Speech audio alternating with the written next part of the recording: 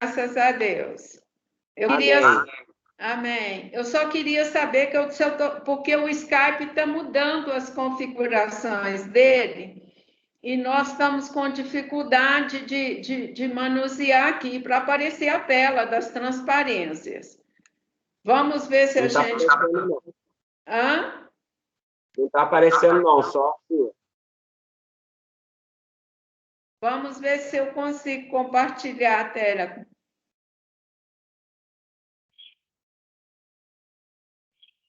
Ele está dizendo que está compartilhando. Olha aí. Agora sim. Tá. Ai, o que está escrito?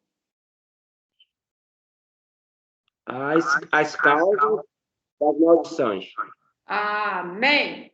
Glória a Deus. Vamos conseguindo. Você tem acompanhado os estudos, Fabiano? Não, não tenho, não. Estou voltando agora, mas eu vou pegar alguns antigos no YouTube. Aham. Deixa-me ver aqui se eu consigo melhorar essa exposição.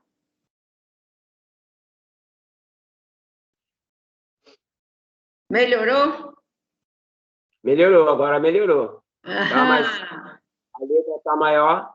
Aham. Então, agora você desliga o microfone para nós, por favor, para nós começarmos.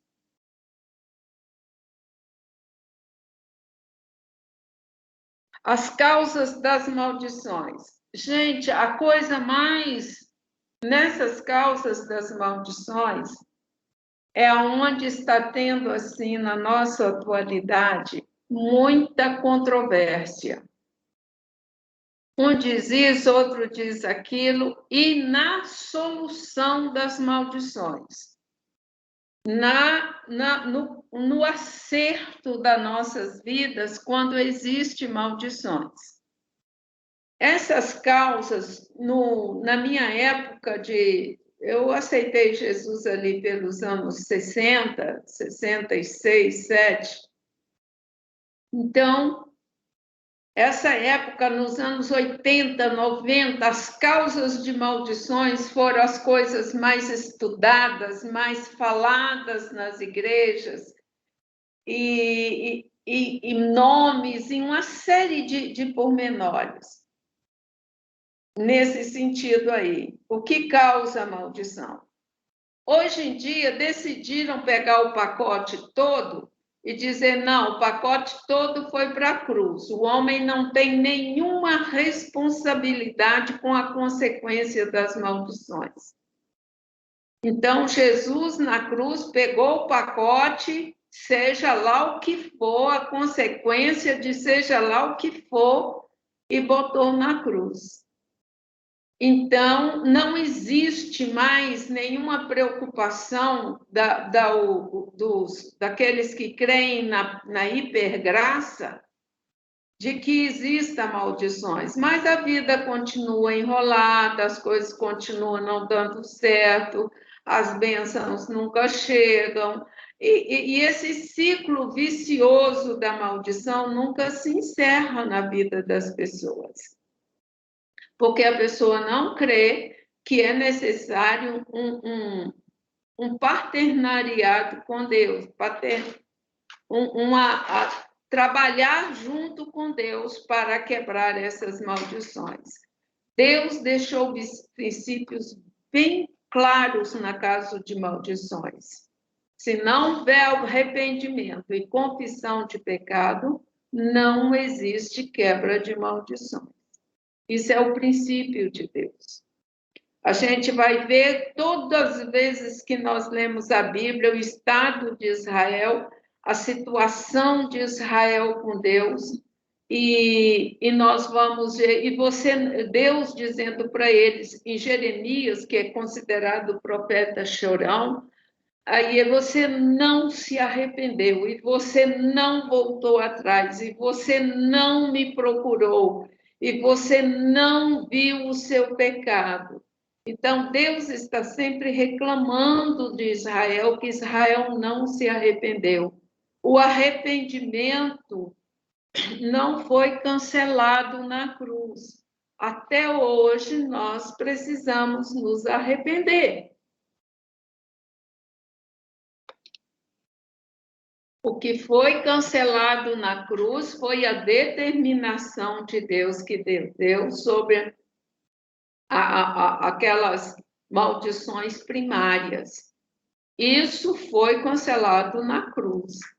Mas a nossa condição de pecador não foi cancelada na cruz. Então, para eu acreditar na hipergraça, eu deixo de acreditar também que eu sou um pecador. Porque essa condição na hipergraça, ela é cancelada. E nas maldições, quando eu creio na hipergraça, as maldições são anuladas na cruz. Mas eu continuo sem salvação, porque não existe arrependimento, não existe perdão e não existe conserto. Então, esse arrependimento, perdão e conserto é princípio de Deus, é princípio da palavra, não é princípio nosso. Vamos continuando aqui as causas das maldições. A desobediência a Deus.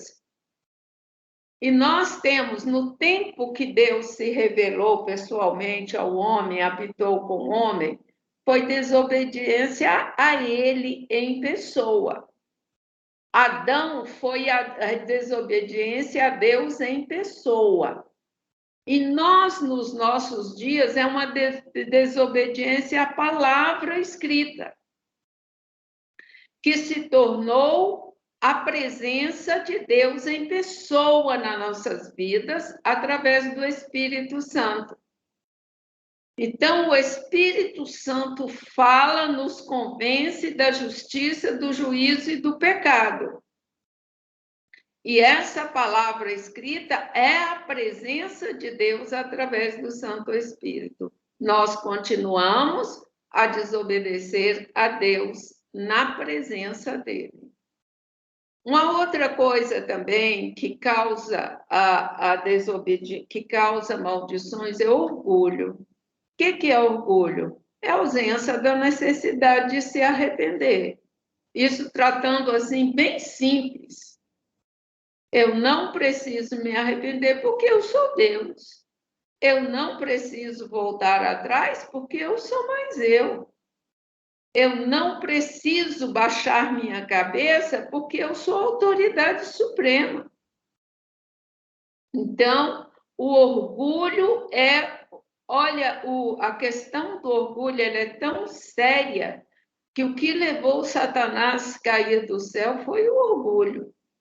Então, a pessoa orgulhosa, o orgulho, cultivar orgulho nas nossas vidas é cultivar Satanás, cultivar os princípios dele, cultivar o domínio dele, cultivar as estratégias dele, as formas dele agir.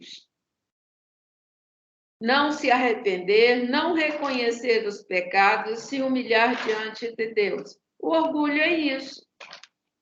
Eu sou mais eu. Eu não preciso de Deus.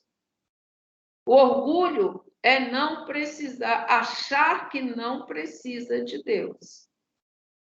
A falta do conhecimento que precisa haver perdão para se ter um novo começo com Deus. Gente, olha, Deus sempre dá oportunidade àquele que se arrepende. Pode ser no último momento de suspiro, do suspiro da pessoa, se arrependeu, Deus não joga fora a oportunidade de estar com a criatura, com a obra-prima dele.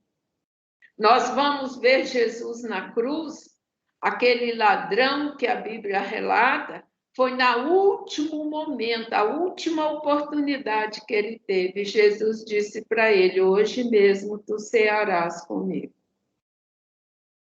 Então, Deus não joga fora, de maneira alguma, a oportunidade de humilhação de alguém. Ele chama a pessoa para si. E tem uma coisa muito séria na humilhação, é que a gente, quando não se humilha, Deus usa pessoas para nos humilhar. A humilhação é assim, é um anzol para pegar o peixe, é a isca do peixe. Então, Deus, tem que haver humilhação para se aproximar de Deus. Por quê? Porque Deus é humilde, ele não é orgulhoso.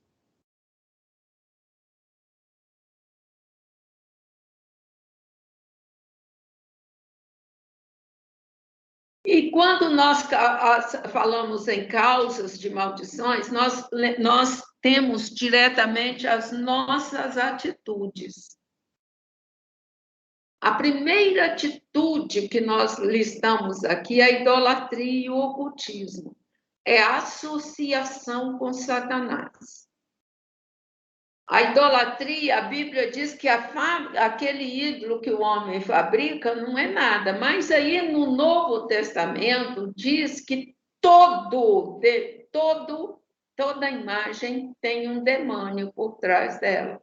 Então, prestamos culto aos demônios, ocultismo.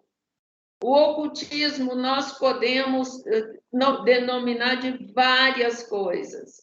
Nós podemos denominar de uma simples leitura de carta, uma jogada de um tarô, uma simples consulta das mãos, disso as coisas mais simples, aí frequentar macumba, frequentar feitiçaria, linha branca, mesa branca, mesa preta, Seixanoe, todas essas linhas de pensamentos aí são ocultistas.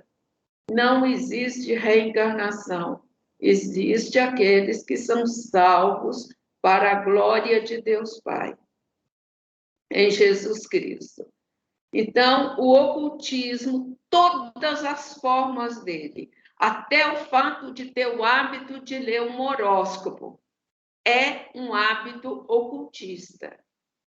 Acreditar que um homem pode prever o futuro de 3 milhões, 5 milhões de pessoas em simplesmente uma escritazinha no jornal. Então, a começar por aí, até o satanismo, o luciferianismo, os Illuminatis, tudo isso é ocultista. São ocultistas. Na Bíblia tem um relato de uma pessoa ocultista que ela acabou com Israel nessa questão de feitiçaria, e Israel foi completamente destruído, e depois Judá foi destruído porque a copiou, que foi Jezabel. Jezabel, ela levou Israel verdadeiramente à idolatria máxima, ao ocultismo máximo. E o ocultismo que nós vemos através de Jezabel, ele foi tão terrível para Israel, que lá quando Jesus foi julgado, eles usaram as mesmas técnicas que Jezabel usou para matar, como é que era o nome dele? Nabote. Eles procuraram alguém que pudesse fazer declarações contra Jesus. Então, nós vemos a mesma técnica que ela usou para destruir Israel, foi usado também para destruir Jesus, quando ele esteve aqui. Nós vamos ver Paulo, Pedro, eles usando a mesma técnica contra Paulo, usada por Jezabel. No Novo Testamento está repleto da maldição, dessa maldição de destruir o bem pela mentira.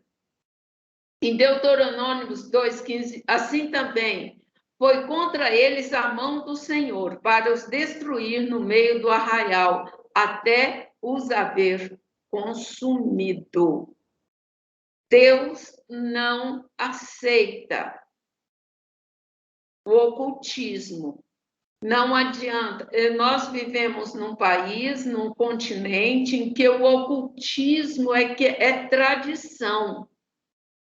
Então, quando a gente se depara, para nós é claro, porque ele vem em forma de leitura de mão, é de uma bola de cristal, vem em forma de cultos a Satanás, vem em forma de ideias satânicas, filosofias satânicas. Para nós é fácil distinguir, mas para eles é tradição. É passado de pai para filho e o filho não tem direito a reclamar. Então, Deus abomina essas coisas. Em Êxodo 21:5 diz: Então falou Deus todas essas palavras, dizendo: Eu sou o Senhor teu Deus, que te tirei da terra do Egito, da casa da servidão. Nós não saímos da casa do Egito, nós não saímos da terra do Egito, nem da casa de escravidão, mas saímos do mundo. Êxodo 20, Êxodo 20, versículo 1 ao 5. do 1 ao 5. Você falou 21. Aí, então, nós precisamos entender que nós não saímos do Egito literalmente como Israel saiu, mas nós saímos do mundo egípcio. Nós saímos onde toda a filosofia do Egito é pregada, todo o ocultismo, toda a idolatria. Nós vemos a guerra do Egito foi uma guerra da idolatria e do ocultismo contra o Deus verdadeiro. É a tradição egípcia contra o Deus verdadeiro. E Deus ganhou. Então, nós saímos do mundo, da servição do mundo, da servidão do inimigo. Não terás outros deuses diante de mim. Não farás para ti imagem de escultura, nem alguma semelhança da que há em cima nos céus, nem embaixo na terra, nem nas águas ou debaixo das águas. Irmãos, essa questão de fazer esculturas aqui, eu vou contar um pequeno testemunho para os irmãos que a gente acha assim muito são coisas tão simples. Eu saí da África e fui em Alagoas. E visitando em Maceió, visitei um casal que estava completando 30 anos de casado, alguma coisa assim. Eu fui nesse aniversário deles. E eu estava hospedada na casa de uma pessoa que tinha sido convidada e o convite extenso a mim. Eu não os conhecia, e eu falei, nossa, então eu tenho que comprar um presente para eles. Aí procurei, e achei 2 cachorrinhos, um casalzinho de cachorro que balançava a cabeça, eu achei a coisa mais linda. Comprei para levar para eles. E à noite, depois da festa, passou tudo, o Senhor se apresentou a mim e me corrigiu. Nunca mais você dê presente a ninguém de imagem de escultura. Eu falei, o quê? Ele falou, isso é cultura egípcia, que fazem imagens e hoje em dia é vendido como bebelô, mas é a cultura egípcia. Aí, então, a partir desse momento, nunca mais eu dei presente de imagem de que seja, porque nós nos preocupamos muito com a Maria, com o José, com o Rosário, com o Chapeli, com isso, com aquilo. Nós nos preocupamos com as roupas, nós nos preocupamos com tantas coisas, mas adoramos os bebelôs. Então, isso são formas de idolatrias do Egito. Não te encurvarás a elas, nem as servirás, porque eu, Senhor teu Deus, sou Deus zeloso, que visito a iniquidade dos pais no filho, até a 3ª e 4ª geração daqueles que me odeiam. Essa questão da visita de 3ª e 4ª geração, nós já falamos nos dias passados, que é Deus que visita a maldição ou a bênção nas nossas vidas, não é o inimigo, é Deus. Então, a gente precisa se acertar com Deus. Se há maldição, se há ciclo, a maldição nas nossas vidas, precisamos nos acertar com Deus. Segunda atitude, desonrar os pais. Filhos que desprezam e se rebelam contra os seus pais estão sob maldição. Nós vemos os filhos que se rebelam muito contra os pais, que se envolvem com... A gente só vê o efeito da droga, só vê o efeito do traficante. Nós vemos só o efeito do morro, o efeito da degradação da pessoa. Mas se nós vermos, digamos, 80% deles têm uma vida muito curta. Muito, muito curta. Quem se envolve em prostituição, com essas coisas, se Jesus não o tirar de lá, ele tem uma vida muito curta. E nós precisamos entender que o sexo desordenado na casa dos pais é desonrar os pais.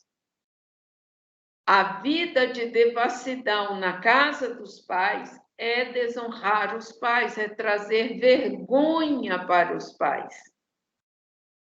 E Derek Prince diz que nunca soube de alguém com atitudes erradas para com os pais que tenha vindo sobre ele a completa bênção de Deus.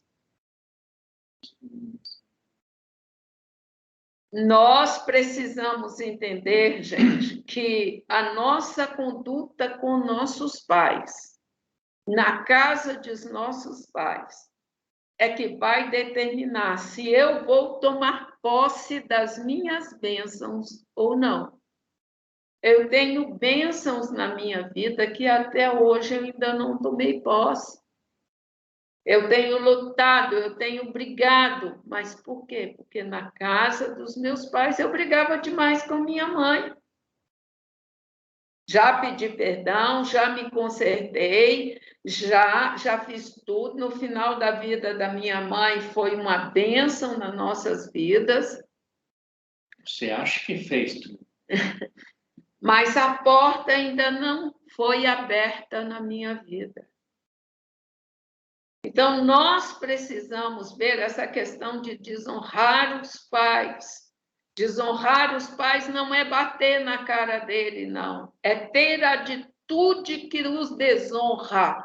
Sabe aquilo que os aborrece, que os deixa à noite sem dormir, preocupados conosco?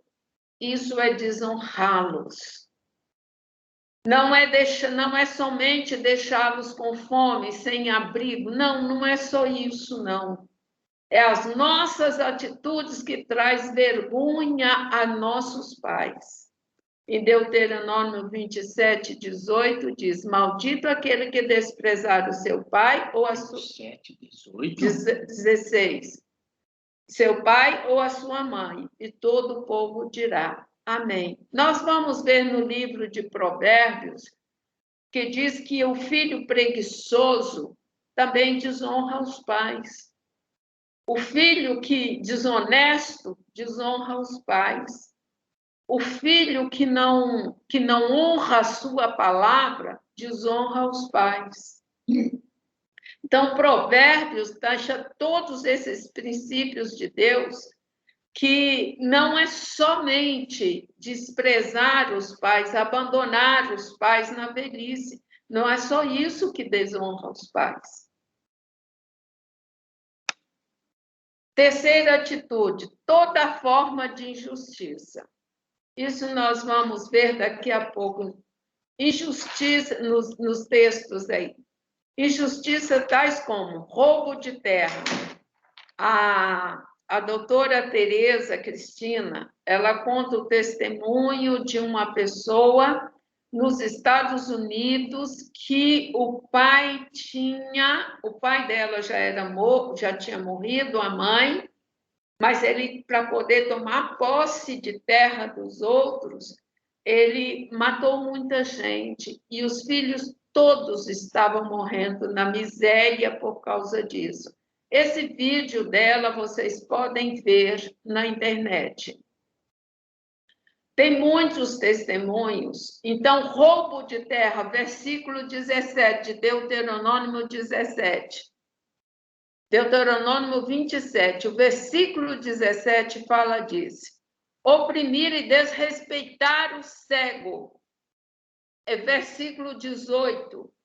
O órfão, a viúva e o estrangeiro, e pequenos em geral. Gente, essa coisa do órfão, o órfão, viúva e estrangeiro era tão séria que Deus, Israel, era a menina dos olhos dele.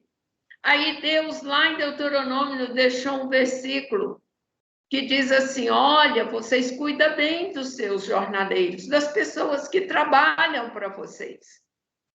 Cuida bem deles, paga o justo salário, não os deixam passar necessidade. Porque se vocês não fizerem bem a eles, eles clamarão a mim. E eu virei sobre vocês em juízo. Irmãos, isso aí é muito sério, porque para Deus não importa. Eu oro e Deus responde. Mas a pessoa que eu estou oprimindo, ela clama e Deus vai responder o clamor dela. Deus não responde a oração do ímpio, mas o clamor do ímpio ele responde. Clama a mim e responder-te-ei. Ele não fala, igreja, povo de Deus, clama ao Senhor. Ele fala, clama a mim. É um apelo geral. Ainda mais, nós precisamos, no versículo 19, o homicídio. O homicídio é sério, tão sério, derramar sangue inocente, derramar sangue humano, que Deus, quando ele determinou a única coisa que poderia limpar, remir a terra do sangue do homicida, era o homicida morrer também. Então, é muito sério essa questão do sangue derramado na terra. Nós vemos lá no caso de Caim e Abel, e Deus dizendo a Caim, olha, o sangue do teu irmão, e clamando, e ele não deixa. E essa vida que tem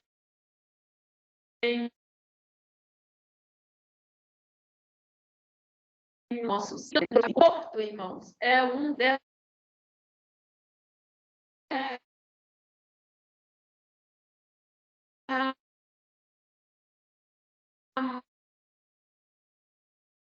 De sangue inocente.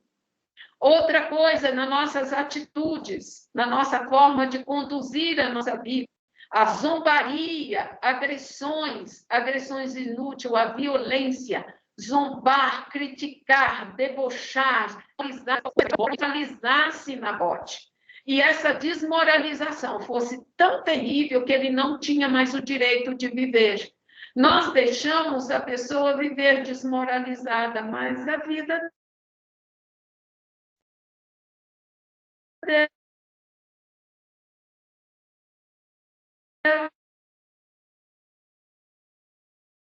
dela fica travada.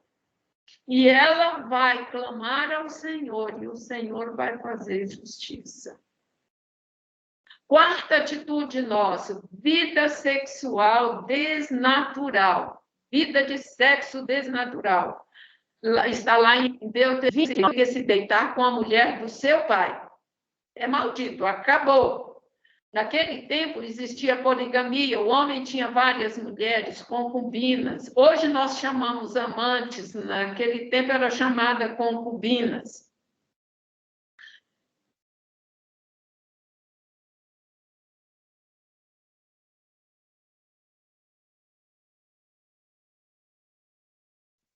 Porquanto descobriu a nudez do seu pai, e todo o povo dirá amém. Aí continua. Maldito aquele que se deitar com sua irmã, filha do seu pai, ou filha da sua mãe, e todo o povo dirá amém. É nesse versículo aqui que está o porquê do filho de Davi, Amon, filho de Davi, ter sido tão grave um ano depois, foi bem mais grave. Maldito aquele que se deitar com a sua sogra, e todo o povo dirá amém.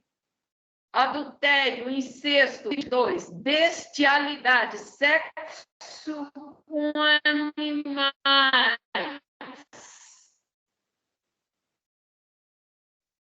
Versículos 21. Fornicação, homossexualismo. Fornicação, irmãos, é viver. Outro dia eu estava vendo coisas na internet e saiu uma entrevista de uma mulher falando sobre clubes de sexo livre.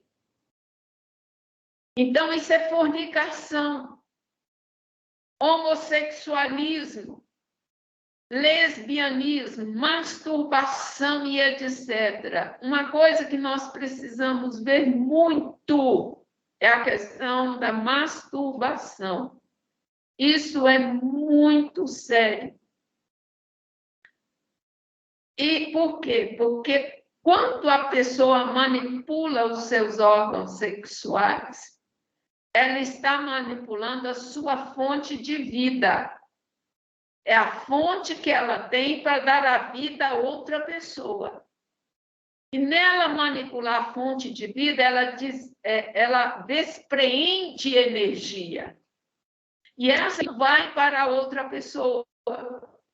E nem vai para Deus, porque é ilegal diante de Deus. Então, o que acontece? Acontece que vai para o inimigo. Na África, os bruxos e feiticeiros, eles usam essa manipulação da masturbação para, em espírito, fazer sexo com quem eles quiserem. Então, normalmente, uma pessoa, um africano, em determinadas etnias, tem um demônio que faz sexo com ele todas as noites. Isso é normal. E começa de criança. Então, nós precisamos... A Marta aqui.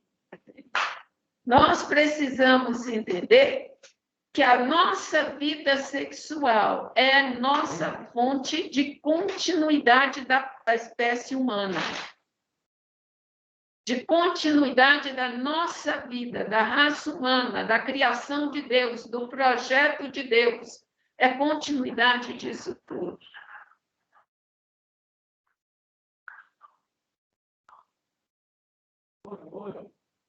Mary Rilke falou o seguinte: considera o pecado sexual como um dos piores.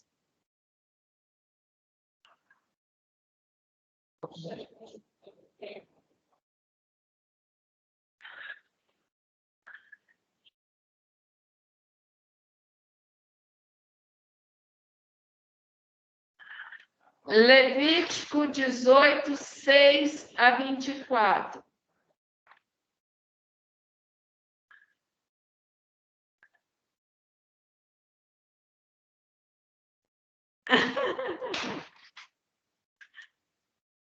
Nenhum homem se deitará, se chegará a qualquer parenta de sua carne para descobrir a sua nudez. Eu sou o Senhor. Deus, lá em Deuteronômio, tinha dito... Lá em Deuteronômio tinha dito que era com a mulher do pai, ele tinha especificado os tipos de pessoa. Mas aqui não, ele está dizendo a qualquer parente. Não descobrirás a nudez do seu pai e da sua mãe e da tua mãe. Ela é tua mãe, não descobrirás a sua nudez. Não descobrirá a nudez da mulher de seu pai e é nudez do teu pai. A nudez da tua irmã, filha do teu pai, ou filha da tua mãe, nascida em casa ou fora de casa, a sua nudez não descobrirás. A nudez da filha do teu filho ou da filha da tua filha, a sua nudez não descobrirás, porque é tua nudez. A nudez da filha da mulher do teu pai, gerada do teu pai, ela é tua irmã, a sua nudez não descobrirás.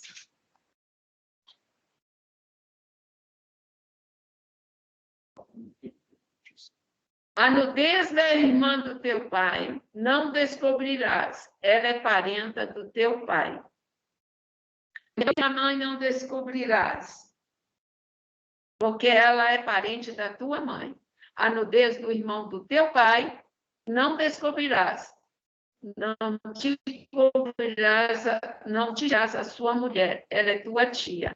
A nudez da tua nora não descobrirás.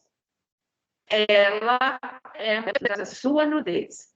A nudez da mulher do teu irmão não descobrirás. É a nudez do teu irmão.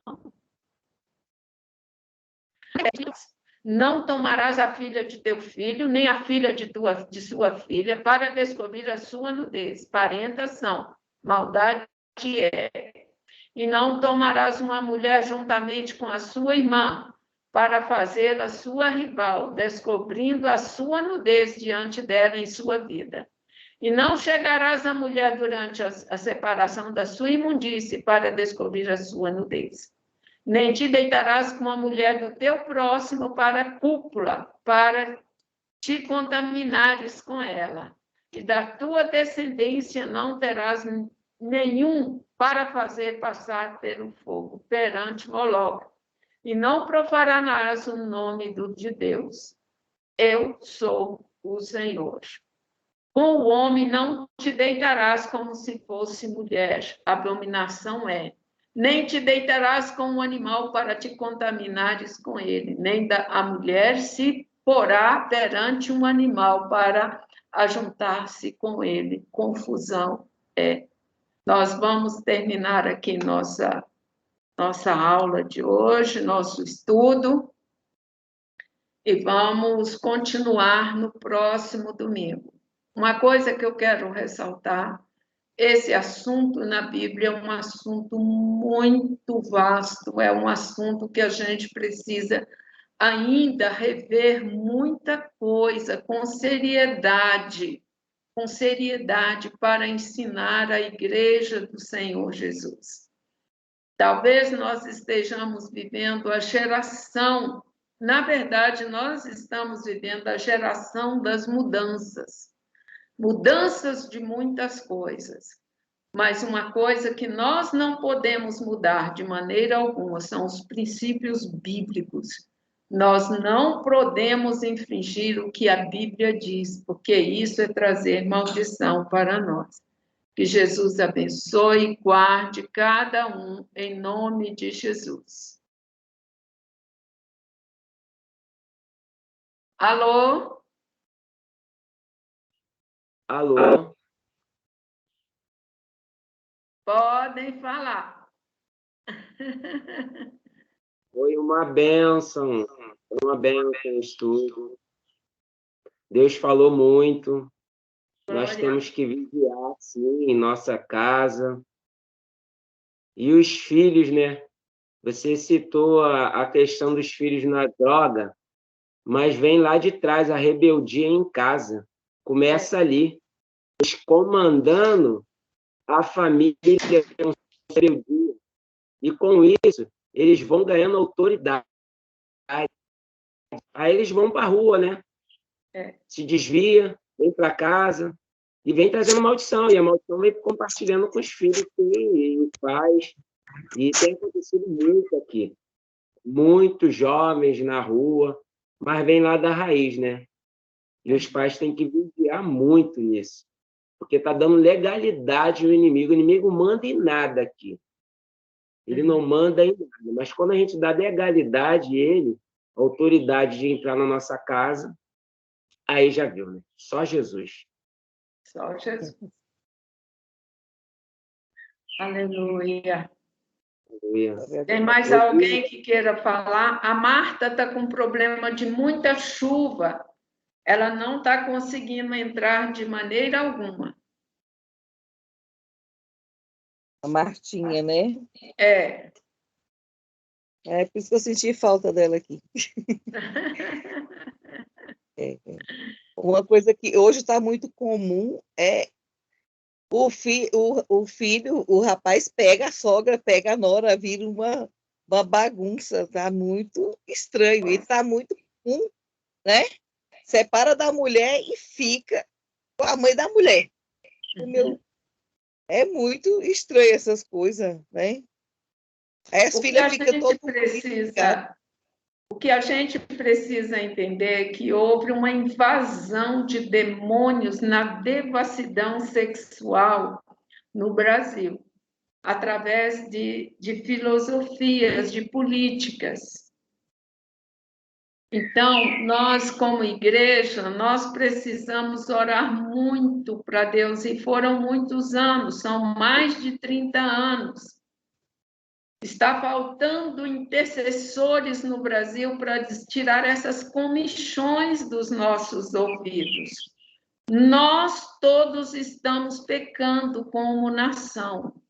Como nação, nós todos temos que orar e pedir a Deus perdão, para Jesus ter misericórdia de nós, da nação, e tirar verdadeiramente toda essa gama de demônios que foram liberados no Brasil, através da política.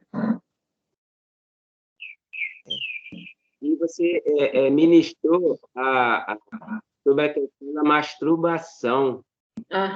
Eu estive conversando com uma pessoa e ela estava praticando. Aí eu falei, mas olha só, você está quebrando a santidade. Mas ela entrou numa questão que ela falava assim, não, mas eu não estou pensando em ninguém. Aí eu expliquei para ela, mas como não pensar em alguém? Se você estiver pensando em alguém, você está desejando aquela pessoa também que não é seu. Então, você está trazendo isso para você. Então, está tendo essa questão aqui no Brasil. Não, que eu consigo... eu não sei se consegue não pensar em alguém. Mas aí eu falei para ela, sabe o que você faz? Rever esse conceito e não pratique. Fique em santidade. Pode falar. A questão é a energia liberada, que fortalece Satanás, que fortalece tudo aquilo que nós chamamos de pombagira, de Zé Pilintra, de tudo isso, é energia para ele. E ele virá buscar, e eles virão buscar todo dia, e se torna um vício. E entra na nossa área sentimental. Entra na nossa alma, e na alma o espírito, e eu vou para o inferno. É verdade. Então, há essa questão no Brasil, sim, essa implantação dessa ideia aí, não sei de onde eles estão tirando, mas cada um com seu cada um, mas eles têm que vigiar. Jesus está voltando. A questão é, por exemplo, eu vou dar um testemunho para vocês. Nós fomos, há umas 3, 4 semanas atrás, nós fomos acionados para orar por uma pessoa lá em Belo Horizonte, que ela tinha vivido a juventude na igreja, a adolescência e a juventude, participava do louvor, ficou adulta, abandonou tudo, entrou na bebida, entrou na vida que ela queria, e agora estava com a cirrose de último grau e precisava de um transplante de fígado, estava hospitalizada. Então, a mãe, que é crente, pegou e ligou para nós orarmos para ela. O apóstolo João orou e a mãe pediu para poder fazer uma gravação de uma oração para ela, que ela ia tentar para ver se ela aceitava ouvir essa oração no hospital. Ela aceitou ouvir a oração, ouviu, gostou, e uma semana depois, ela saiu do hospital, foi para casa. 3 dias. 3 dias, né? 3. 3 dias depois, foi para casa, ligaram para nós alegre, a mãe pediu novamente que ele fizesse uma outra oração, porque a colega dela de quarto no hospital tinha ouvido a oração e queria uma oração também para ele. Glória. Aí, então, ele fez e a mãe pegou e pediu, falou, olha, pastor, fala com ela, pede a ela para aceitar Jesus na sua oração, se reconciliar, faz o apelo para ela. Aí ele orou e depois da oração ele fez o apelo e tudo. Isso foi a semana passada, né? Tem 2 semanas. Não, uns 8 dias. 8 dias. Ontem à tarde nós recebemos a comunicação da mãe que ela faleceu. Foi no hospital fazer um exame, não resistiu o exame e deu parada cardíaca. Mas aí a mãe disse para a gente, a única coisa que está me consolando é que ela aceitou Jesus, ela se reconciliou com Jesus. Aleluia. Amém. Aí, então, é para dizer para vocês assim que isso que foi pregado no Brasil, a devassidão, a falta de limites, a falta de compromisso, a falta de conserto, a falta de tudo que Satanás gosta, que Deus gosta e que Satanás ama, é que leva as pessoas, desorientou os nossos jovens. Eles são vítimas. Verdade.